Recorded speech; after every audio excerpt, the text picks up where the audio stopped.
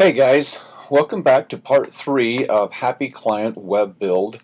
We've been looking at a lot of elements, and now we're going to go ahead and start putting some of this stuff together and talking about how each element and each part handshakes with the other.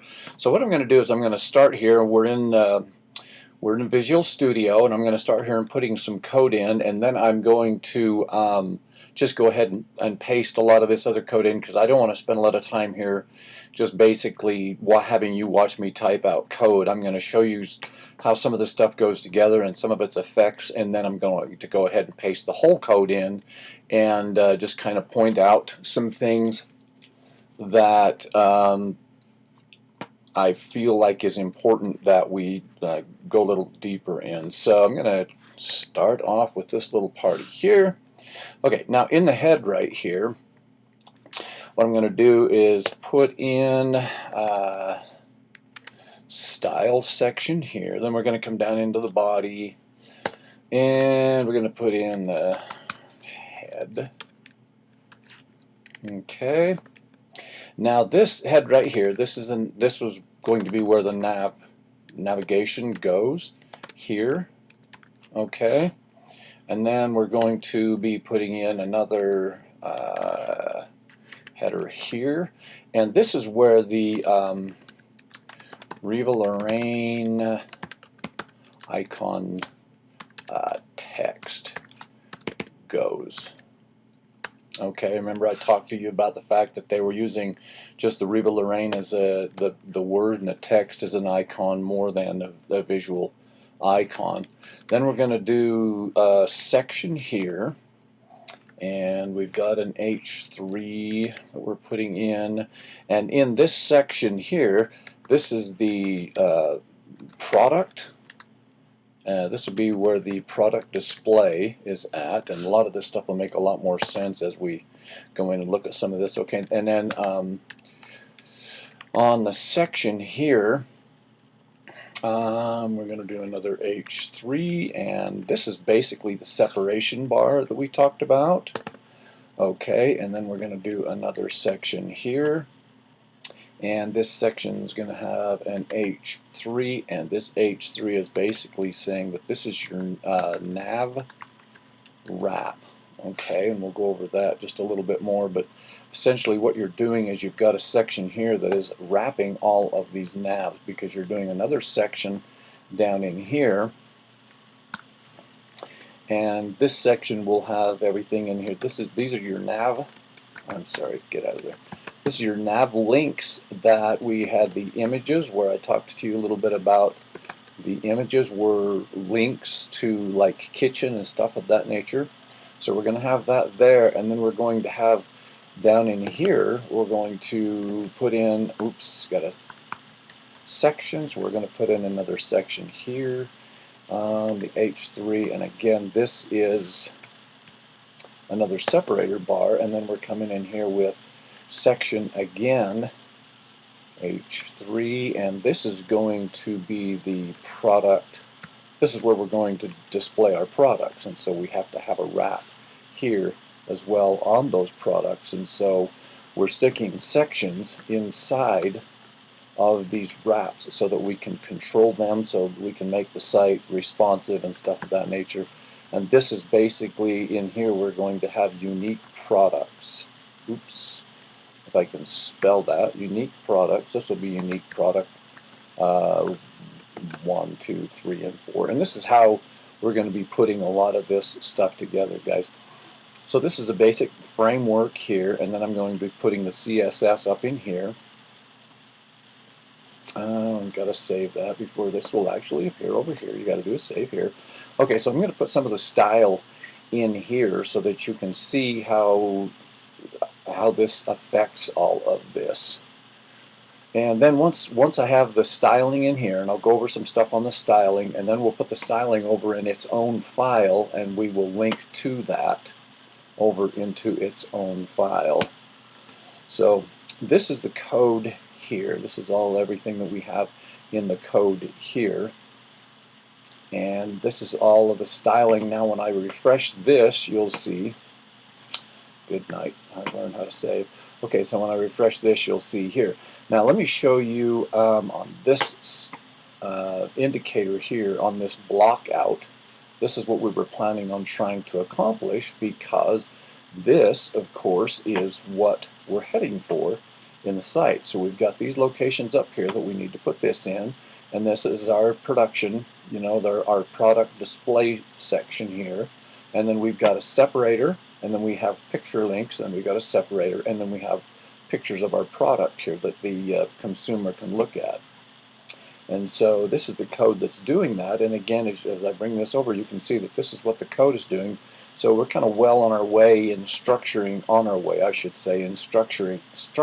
this to look like the site that we're trying to get it to look like.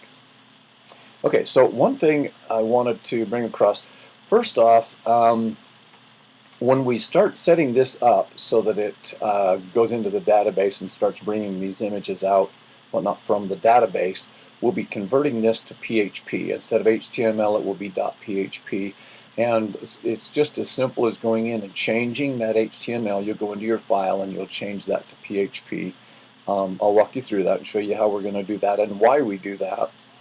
When I first start coding and putting things together, I like to name this home page as I put some of this through, so that you can look at it, so that you can indicate that, so that we can put all these elements and stuff together and kind of follow through without getting lost.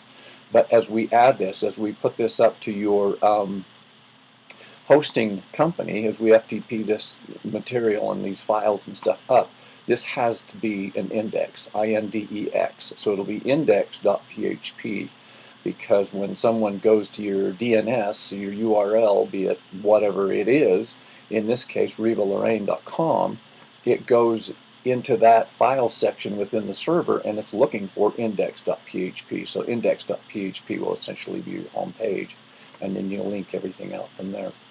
Another site that I wanted to refer you guys to and show you is this little one right here. It's called validator.w3.org, NU, and you can see this right here, and I'll put this link at the bottom of the video as well, so that you can look at that and link to that. And I really love this because you stick your code in here and you can check that and verify it. And so when you start off with a block of code like this, voila, we're all green, so everything's in good shape. So when you start off with a block of code like this, it's nice to kind of jump into something like this and throw it in, because it can get pretty deep, and it's nice that you can validate that. And then once you're done with that, and you jump in and start doing your code and stuff again, then you can validate each part and piece and stuff of that nature. Now, you'll notice here, these two heads go together. That is why I come in here. Let me show you down here.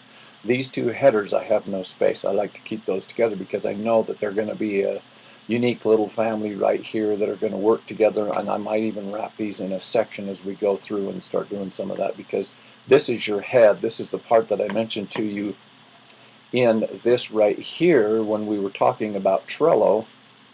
Your head and your footer you generally put together, and that drills all the way through every one of your pages. If you've got a site with many pages, that header generally drills all the way through so that it's the same, and it brands through your website all the way between your header, your navs, and your footers. And if you have a single page site with a scroll down, like I say, these headers and this nav will generally always stay the same, and many times you'll try to just keep that to stay fixed at the top of the page, so that the user never goes down the rabbit hole and can't find their way back. It's nice to have a menu or a nav section that's always available to them, so that they never get drilling down into certain pages of the website and can't find their way to back home. You don't want them up there clicking on the back button of the browser. So you want to have a simple nav in the footer, and then a nice nav in the header, and that's kind of what we're putting together here. But as you'll notice, as I mentioned, you've got these two headers together here that go here, and then you'll notice as you do these sections kind of automatically have padding and margins within them, built within them, and that's what's causing this gap and this spacing in here that you can see. Now what we're wanting to do is we need to get rid of this because we need to control that through, when we put margins and stuff in here, we want this to do kind of more what we're presuming and expecting it to do. So what we want to do is, I'll come up here and I'll show you this right here. And what we're going to do, I've got that commented out so you can see that. And then this here. And what this is doing is it's taking these callouts of header, section, footer, and if you was using article or anything like that, you can do the same thing. You could add those in here as well. But what this is doing is it's taking this header, section, and footer, and it's telling to do an overflow auto. In other words, it's telling everything to play nice and match up together, and so it recognizes the margins and stuff of that nature that we're going to be putting in here. I'll just refresh this and show you how that comes together. So now when you put your margins and padding and stuff of that nature in here, it's going to do more what you're expecting it to do when you put that in there. Also, one of the things that on the wrap, let's go down in here, on these wraps I have this H3 right here, okay? That's more of a note to me. Okay, so we're going to take those out, and I'm going to take this one out because that's more of a note to me. This says nav wrap and product wrap. Okay, so we take those out so that this stuff centers up a little more nicely, and you can see that this starts to become very responsive. So we're kind of well on our way to having this site be responsive. And let me mention to you something really quick right now, guys. Just kind of quickly in closing, and then the next part we'll get a little more in depth with some of the other elements and the handshakes and stuff of that nature. I wanted to come over here and take a minute. Let me come in here. There's an awesome tool here called Inspect, first off. So as I go into this Inspect, a lot of people are talking about mobile first. Well, my argument has always been, which mobile? Because look at all of these different screens. So I like to design a website that's 13 to 1500 pixels, and then I plan for mobiles. So anyway, we'll go a little more in depth with that in the next video, and we'll begin in the code and programming from there on the next one.